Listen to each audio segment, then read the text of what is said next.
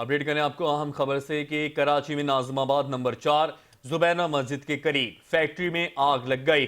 Central command and control rescue کو اطلاع موصول ہوتے ہی فائر اینڈ ریسکیو ٹیم، بما ایمبولینس اور فائر بریگیڈ ٹرک جائے وقوع پر پہنچ گئے ہیں اور آگ بجھانے کا عمل شروع کر دیا ہے۔ تفصیلات جان لیتے ہیں فیضان خانزادہ سے۔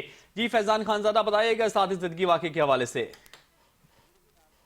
نمبر 4 زبیدہ مسجد کے قریب فیکٹری میں آتش زدگی کی اطلاع موصول ہو رہی تھی، جبکہ 1122 ریسکیو کام کے مطابق central command and control rescue کو اطلاع موصول ہوتے ہی فائر اینڈ ریسکیو ٹیم، بما ایمبولینس اور فائر بریگیڈ ٹرک چائے وقوع پر روانہ کر دیا گیا ہے، جبکہ 1122 کے مطابق آگ پر قابو پانے کا عمل جاری ہے۔ جی فیضان، مزید بتائیے گا آگ کس نوعیت کی ہے، کس درجے کا قرار دیا جا رہا ہے آگ کو؟